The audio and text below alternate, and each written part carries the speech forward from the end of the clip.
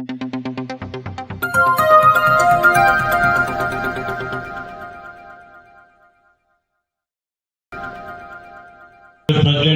ఆయన సెక్రటరీ రాజ్యసభ సభ్యుడు ఎన్నికైన నాసర్ గారు ఆ సంబరాలలో అందరూ పాకిస్తాన్ జిందాబాద్ అంటున్నారు.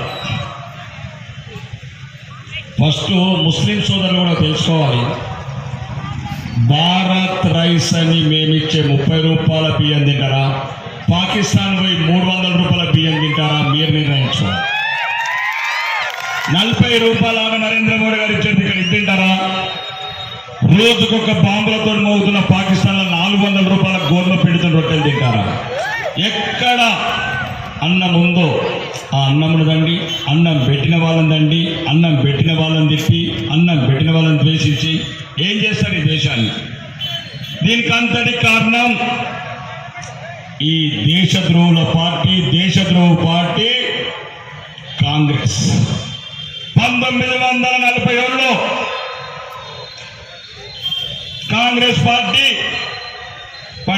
మాజీ ప్రధాని పండిత్ జవహర్లాల్ నెహ్రూ గారు వాళ్ళ రాజకీయ స్వార్థం గురించి హిందూ ముస్లింల మధ్య వైషమ్యాలు రెచ్చగొట్టి దేశాన్ని 2 తుకుడలు చేసింది కాంగ్రెస్ పార్టీ.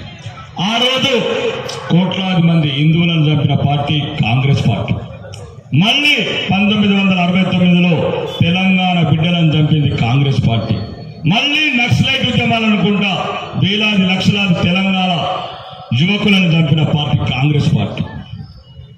ఎప్పుడో తెలంగాణ యువత, బోధన యువత కావచ్చు, ఆర్మూర్ యువత కావచ్చు, డిస్పెల్ యువత కావచ్చు, జగిత్యాల యువత కావచ్చు, తెలంగాణ యువకుల రక్తం కోరుకునేది కాంగ్రెస్ పార్టీ. ఒక్కసారి మీరు ఆలోచించండి, ఈరోజు ఈ దేశంలో సుభిక్షంగా ఉండాలంటే ఇతర మతస్థులను చూసి బుద్ధి తెచ్చుకోండి. ఇతర మతస్థులు 3 కోట్లున్నోళ్ళు 20 కోట్లైంది దేశంలో, తప్పు లేదు, అది ప్రేమగల దేశం, ఇది ప్రేమగల దేశం, ఎవరిని ఏమన్నది. కానీ అదే పాకిస్తాన్లో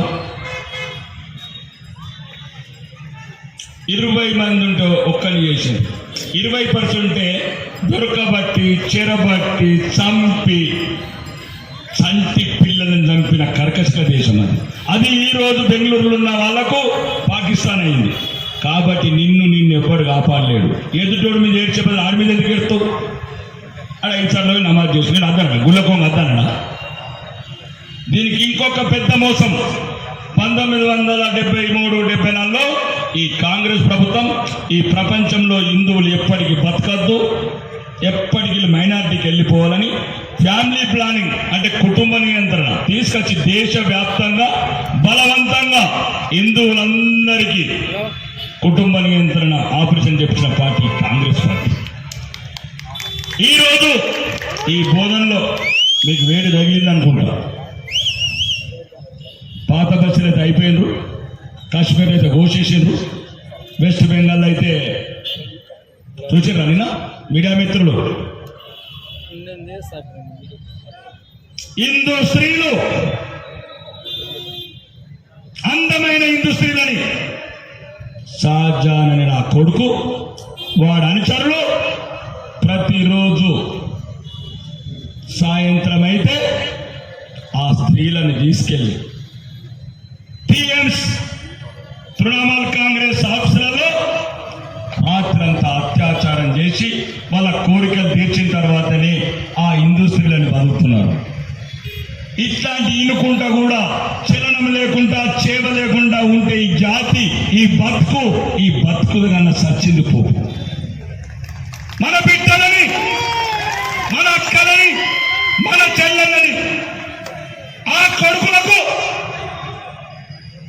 వృద్ధ మహిళ, మన జాతికి అవమానమైన మమతా బెనర్జీ అనే ఒక వృద్ధ మహిళ, కనీస ఇంగితంగా జ్ఞానం లేని వృద్ధ మహిళ ఆడబిడ్డల మీద అత్యాచారాలు చేస్తుంటే ఖండించలేని వృద్ధ మహిళ లాంటి దేశంలో కనీసం హిందుగా పుట్టినందుకన్నా కొద్దిగా సార్ ఆలోచించండి. రేపు ఆ చంటి బిడ్డలు బతుకమ్మలాడాలి, ఆ చంటి బిడ్డలు బొడ్డెమ్మలాడాలి. మీ కొడుకులు బొట్టు పెట్టుకోవాలి. వాళ్ళ ధర్మం వాళ్ళది, మన ధర్మం మనది. ఎక్కడ చెప్పండి, ఒక్కడన్నా చెప్పండి రా, ఎక్కడన్నా మసీదుల మీద మందిరం నిర్మించిందని చెప్పండి రా. ఒక్కడన్నా చెప్పండి రా.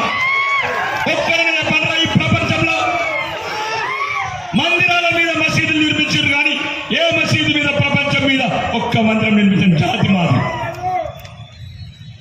కాబట్టి చెప్తున్నా, మైనార్టీల మీద వాళ్ళని మైనార్టీలు కూడా తప్పలేదు, మీరు కూడా తెచ్చుకోవాలి. మీరెవరో కాదు, మీరు మా జాతి, మా రక్తం, మా దేశం.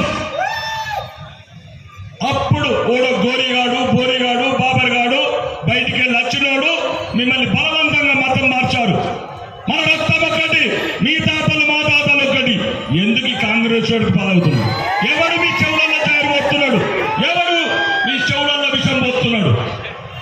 కావాలంటే పోయింది అమెరికాకు, సైంటిఫిక్ గా DNA టెస్ట్ చేస్తే మీ రక్తం మా రక్తం, మీ తాత రక్తం మా తాత రక్తం ఒక్కటైనప్పుడు ఈయన కొడుకు కాంగ్రెస్ అవుతాడు. కాబట్టి ఒక్కటి చెప్తున్న ముస్లిం సోదరులు, దయచేసి వాళ్లకు ఉన్నంత ఐక్యత హిందువులకు లేదు. బుద్ధి లేదు, జ్ఞానం లేదు. 15% ఉన్నోడికి 7 సీట్లు వస్తాయి, 85% ఉన్నోడికి 8 సీట్లు వస్తాయి. నేర్చుకోలేకపోతున్నారు. ఇంకొకరిని కొట్టకుండా మీరు పనులు తినకుంటుండండి, ఇంకొకరిని తిట్టకుండా మీరు తిట్లు పడకుంటుండండి, ఇంకొకరిని చంపకుండా మీరు సెలవకుంటుండండి.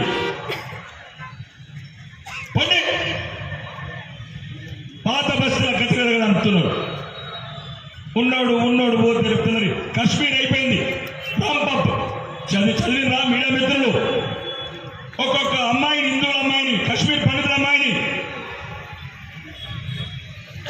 భర్తను చంపి భర్త రక్తంతో భార్యకు ఆ రక్తప్పుడు తినిపిస్తారా? ఎక్కడైనా విన్నారా ఇట్లాంటిది? ఈ ద్వేషం ఎట్లా చూసింది ఎక్కడైనా? భర్తని కళ్ళ ముందు చంపి ఆ రక్తంతో ఆ అన్నాన్ని, ఆ బియ్యాన్ని ఆ భార్యకు తినిపించిన ఘోరం అది కాశ్మీర్లో జరిగితే ఒక్కడికి బుద్ధి రాదు, జ్ఞానం రాదు. పక్కన బల్లెలాగా ఒరుస్తుంటే మళ్ళీ ఇక్కడ చేతగానోని, చేతగానోని, కూర్చుంటే లేవనోని, లేస్తే కూర్చుంటే గెలిపిస్తారా? మీరు చెప్తున్నా మేము కూడా ఎన్నేళ్ళు ఉంటాం? ఎప్పుడు ఎంతమంది ఉంటారు మీ గురించి? వీర శివాజీలు ఎన్నిసార్లు ఉండాలి మీ గురించి? వీర ప్రతాపులు ఎన్నిసార్లు ఉండాలి మిమ్మల్ని కాపాడడానికి? చస్తూనే ఉన్నారు, సిగ్గుతో తలంచుకుంటున్నారు. ఒకప్పుడు రజాకర్ల ఆనా కొడుకులు మన అమ్మమ్మలని గుట్టలిప్పి పట్టమ్మలాడిన నా కొడుకులు ఈరోజు కాంగ్రెస్ ముద్ద అవుతారు. మళ్ళీ ఇప్పుడు ఈ వారంలో చూడరు రజాకర్ల సినిమా ఎట్లా నరికినరు, ఎట్లా గొంతులు కోసినరు, ఎట్లా పొట్టెమ్మలు ఆడిపించరు. దీని అర్థం నువ్వు పదవించమని కాదు, మళ్ళీ పొట్టెమ్మలు ఆడకండి, మళ్ళా రక్తంగా తయారు కాకండి. చదువుకున్నాడు చెప్పండి, జ్ఞానమున్నాడు చెప్పండి, స్మార్ట్ ఫోన్ చెప్పండి, చూసుకుంటూ నవ్వుతారు. అక్షరం లేదా, బుద్ధి లేదా, చదువుకోలేదా? ఏమంటున్నారంటే ఒక్కటి పగకు పగపగలరు. వాళ్ళు ఎట్లా ఐక్యబద్ధంగా ఉన్నారు, మీరు ఐక్యబద్ధంగా ఉండండి, మనం ఐక్యబద్ధంగా ఉన్నాం, సమానం అవుతుంది. పగకు పగ నిలుచుకోమని కాదు, నువ్వు ధైర్యంగా ఉండేది అన్నాడు. వీర శివాజీని ఆదర్శంగా తీసుకోండి, వీర ప్రతాప్ని ఆదర్శంగా తీసుకోండి, ఝాన్సీ లక్ష్మీబాయిని ఆదర్శంగా తీసుకోండి. మళ్ళా మన అక్కలని పొట్టెమ్మలు ఆడిచ్చే పరిస్థితి తెచ్చుకోవద్దంటే ఒకటి రాజకీయ అధికారం. యుద్ధాలు అవసరం లేదు, కత్తి యుద్ధాలు అవసరం లేదు, తుపాకులు అవసరం లేదు, బారులు అవసరం లేదు, బాంబులు అవసరం లేదు. ఒక్క ఓటు. ఆ ఓటుతోనే ఢిల్లీ పీఠం ఎక్కింది ధర్మం. మీరేసిన ఓట్లతోనే ఈ శక్తి ఢిల్లీకి వెళ్తే మహాశక్తి తయారైంది అక్కడ నరేంద్ర మోడీ గారి రూపంలో. ఆ మహాశక్తి, ఆ బిడ్డ దేశం గురించి, ధర్మం గురించి, న్యాయం గురించి పాటుపడితే 500 సంవత్సరాల కళ 1728 మీరా సాకని నా కొడుకు రామాలయాన్ని అయోధ్యలో కూడగొడితే ఒక్కొక్క ఇటుక 1,74 4,000 మంది బిడ్డలు ఇటుకొక్క బిడ్డ తెచ్చిండు. జై శ్రీరామ్ జై శ్రీరామ్ జై శ్రీరామ్ అనుకుంటా 1,74,000 మంది బిడ్డలు తెచ్చిండు. చదువు చరిత్రలు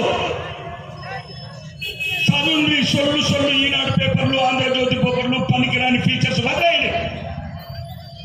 మన జాతి, మన భవిష్యత్తు ఇదే లేదా పెరిగిపోతారు. ఏ దేశంలో బతారు? ఎవరు చెప్తారు మీకు? ఈ బోధన బోధన మీరు ఎట్లుంటారు? పగ పెంచుతున్నారు. అలా ఆనంద మాత్రం చనిపోయిన ముస్లింలను రెచ్చగొడుతున్నారు కాంగ్రెస్ అంటాడు ఒక మంది. కాంగ్రెస్ అంటే ముస్లింల పార్టీ. మరి మన పార్టీ ఏంటండి? 22 పార్టీలు ఉన్నాయి. అన్నిటికీ హిందువులకు ఉన్నది ఒకే ఒక్క పార్టీ. అదే పార్టీ భారతీయ జనతా పార్టీ. పెట్టుకోండి 4 పార్టీలు ధర్మం గురించి. ఈ ధర్మాన్ని ముందు కాపాడుకోండి. అభివృద్ధి ఒకవైపు అభివృద్ధి చెప్తున్నారు. ప్రధానమంత్రి ఆవాస్ యోజన ఇల్లు కావచ్చు, ఆడపిల్లలకు బాధలు కావచ్చు, ఉచిత బియ్యం కావచ్చు, కరోనా వ్యాక్సిన్ కావచ్చు, వందే భారత్ ట్రైన్లు కావచ్చు, రైతులకు యూరియా కావచ్చు. చెప్పుకుండా పోతే అభివృద్ధి ఒకవైపు, ఆత్మగౌరవం ఒకవైపు, అభిమానం ఒకవైపు, అవమానం ఒకవైపు. ఇవన్నీ ఉన్నప్పుడు ఏం చేస్తారు? పాకిస్తాన్ లా ఎవరైనా ఓడి చదువుకున్నాడు, మందిరాలను బాత్రూమ్ చేస్తున్నారు, ఉత్సాహం వస్తున్నారు. ఎందుకు ఇక గుళ్ళు కట్టుకున్నారు? ఉన్న గుళ్ళలను కాపాడుకోలేదు. ఉన్న గుళ్ళలు హైదరాబాద్ శివలింగం మీద ఉత్సవస్తారు. పశ్చిమ బెంగాల్లో ఆడబిడ్డలని రేపు చేస్తారు. కాశ్మీర్లోనేమో ప్రాంతాల మీద వస్తారు. మళ్ళా మేము అన్నిటికీ తెగించి ధర్మం గురించి వచ్చాం. నరేంద్ర మోడీ గారి నాయకత్వాన్ని బలపత్రం కట్టారు. మీరు ధర్మాన్ని చంపే కాంగ్రెస్ బతికిస్తారా? లేదా నేను ముసలిలో కొట్టేసి గెలిపిస్తారా? ఇక్కడ బోధనలో